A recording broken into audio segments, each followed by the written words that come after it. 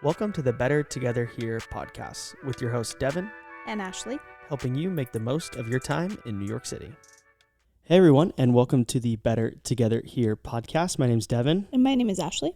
And we're excited for today's episode. We are going to do something we haven't done. We're going to do a deep dive on one specific spot. Instead of, giving you a handful of places to try or places to check out near the MoMA, for example, we are going to talk about one spot, and we are going to dive into Great Jones Distillery.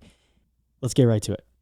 Let's dive into a pile of whiskey. The Great Jones Distillery is Manhattan's first whiskey distillery since Prohibition in the 1920s. Prohibition came into place. It was then illegal to create, consume, sell alcohol, all those things. Even after Prohibition went away, there was still not a whiskey distillery in all of Manhattan specifically. There were some that popped up in New York City, but none specifically in Manhattan, and that was until 2021.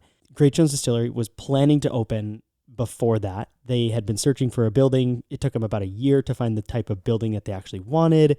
They finally found it, started working in 2019, and then, of course, COVID hit and everything kind of got turned on its head. But they opened in 2021, and the Great Jones Distillery, it's in the NoHo neighborhood, and it is a massive 28,000 square foot area. It has 4 different levels, multiple bars, like 3, maybe 4 bars. There's a restaurant. There is the actual working distillery. I mean, it is a huge, huge space, which, again, kind of adds to the ambiance of a whiskey distillery in Manhattan. The fact that they could find a big enough building that would work, that could do everything that they need to. It was kind of a feat of engineering and of, architecture and making it happen in the space that they had. And it really is a beautiful space. Like when you walk in, you see copper everywhere. Everything is kind of designed like 1920s themed. There's a lot of gold and silver and really beautiful patterns. The architecture in there is very beautiful.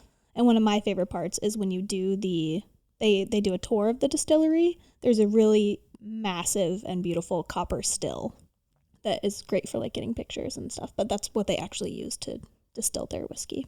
Yeah, and in the atrium, when you first walk in, there is some type of mechanism that has to do with distilling that is not active. It's just there for decoration, but that itself is a beautiful thing. And then in the tour, you get to see all of it. Quick note too that we found interesting. So Great Jones, it was said to be the dream of Juan Domingo Beckman, who's an 11th generation spirits maker and chief executive of and founder of a group called Proximo Spirits, which is based in New Jersey. He owns this distillery. He owns Great Jones, and his family owns and operates the massive tequila company, Jose Cuervo. So all that to say that the people behind Great Jones, they have a rich history of being in the world of making spirits and running alcohol companies, and they are very, very good at it. Another awesome piece about Great Jones whiskeys, they have, I believe it's 4 different versions, and all of the ingredients are sourced from New York. So it is a, New York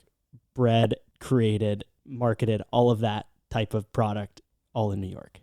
Worth noting as well that there are other distilleries that are part of Great Jones that are not in Manhattan, and some aspects of the distilling, I believe, do still happen in other parts, like upstate New York, but the distillery in Manhattan is a active working distillery. As Ashley mentioned, you can do a Great Jones Distillery tour and tasting. It's $35 a ticket, which honestly is a pretty good deal. You get a pour of each of their 4 different whiskeys. And, it's not like a full-size pour, but you're getting a good amount of alcohol just for that $35 ticket, and you're getting a full tour of the building, and they walk you through the full process of how distillation works. It's really interesting, especially as a new whiskey drinker, which I'm a newer whiskey drinker. It's cool to see how whiskey is actually made. They walk you through the process and show you this is the corn and this is the water and these are all the ingredients, and they take you step by step on how it actually works and how it's made, and you can see the equipment that they're using. Yeah, and we've actually done the tour twice. We did it on our own, and then we did it with some family members who came into town that wanted to do it. And each time our guides were super personable, but also very knowledgeable about whiskey in general, about the history of whiskey in New York, about Great Jones, of course. There was a lot of information that you could learn. But probably the coolest part about the tour is that you do get to go into like the lower level, and they have like kind of these hidden areas and just like these hidden gems of history where they believe bootleggers ran alcohol like underneath buildings. You get on this big freight elevator, and as you're going down, you can see like original brick from the building back in the 1910s, 1920s era. They said that as they were, doing construction, they basically broke down a wall and found like a hole that like had a tunnel like where bootleggers were running alcohol to other buildings. So it was like, not only is it have this rich history of prohibition and all that goes along with that, but the pieces of the actual building are, steeped in what prohibition meant, especially in New York City, where there were bootleggers running alcohol all the time through different avenues and having to, stay away from authorities and going through buildings. So it's really a cool tour. It's definitely worth doing. Another perk of doing the tour is that you get a discount on store items. They have a nice storefront kind of as part of the entryway when you walk in, and you can get, I believe it's 10 or 15% discounts on bottles of whiskey. They have cool whiskey glasses, all kinds of different things. But specifically, I think it's worth it for if you want to take home a bottle of Great Jones whiskey. Real quick, this episode's You'll Have to Check It Out segment. So it is one of our favorite dessert spots. There is one location that is right near Great Jones. It's like less than a 5-minute walk. And there's another one that's more in the Chelsea neighborhood. It is the Donut Pub. The original Donut Pub in Chelsea has been around for something like 50 or so years. So again, a lot of history there. They have a wide variety of donuts. My favorite is the Fruity Pebbles donut that they have. If you like sweets and kind of like that type of thing, oh man. So good. And my go-to is the maple bacon donut or maple bacon cronut. I can't remember which one, but maple and bacon, like there's actual strips of bacon on it. It's amazing.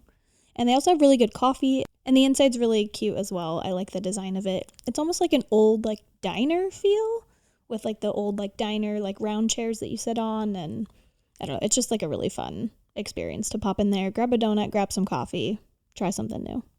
Yeah, so be sure to check out the Donut Pub. Great spot. Okay, and back to Great Jones Distillery. As we mentioned, there are 4 levels and there are multiple bars. So when you walk in, you have the main level where there's the store, this beautiful staircase that leads up to the level above. But as you go back, there is a restaurant which also has a bar.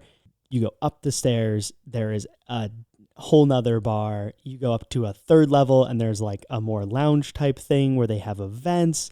And in the basement, bottom level, 4th level, there is a speakeasy. It's not like your standard speakeasy. I think it's like typically you have to rent it out for private events, or they might have certain events where it's open. But all that to say, they have so many different spots that you can go and grab a bite or an awesome cocktail. Really, really huge area with a lot of options.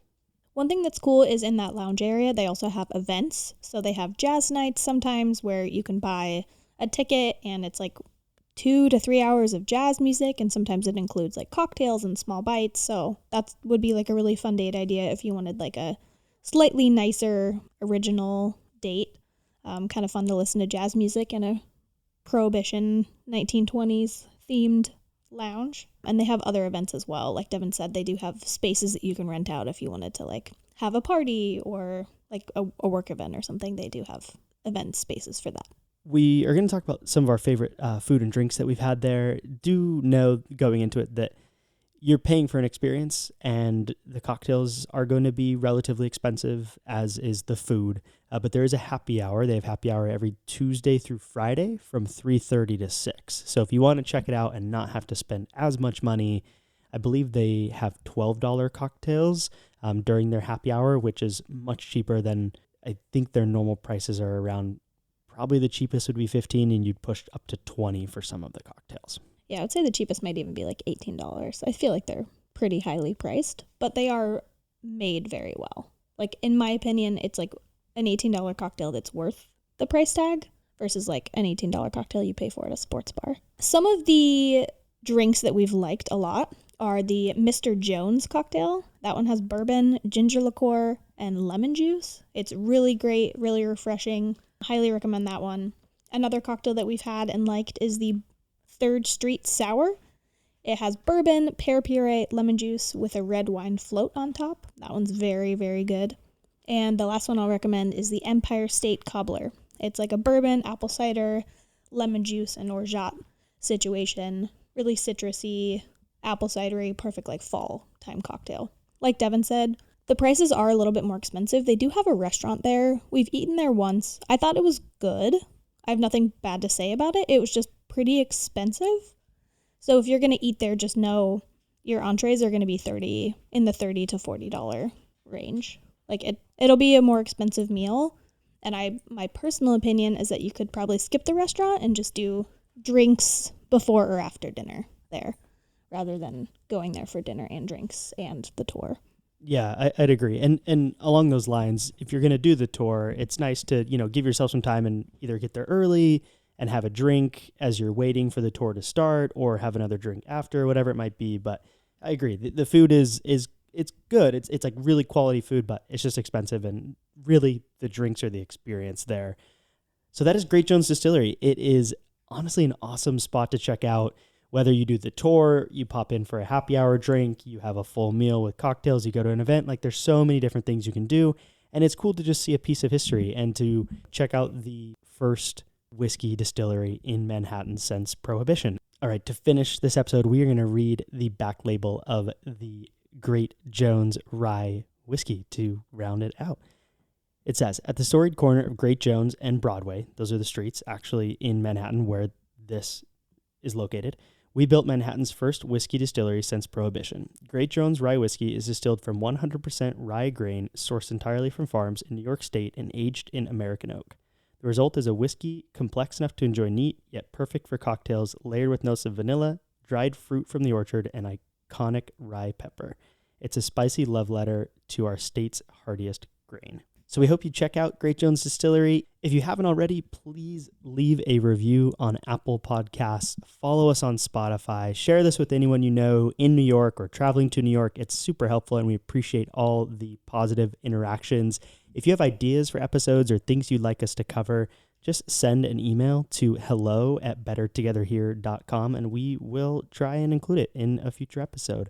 And other than that, we'll catch you on the next episode.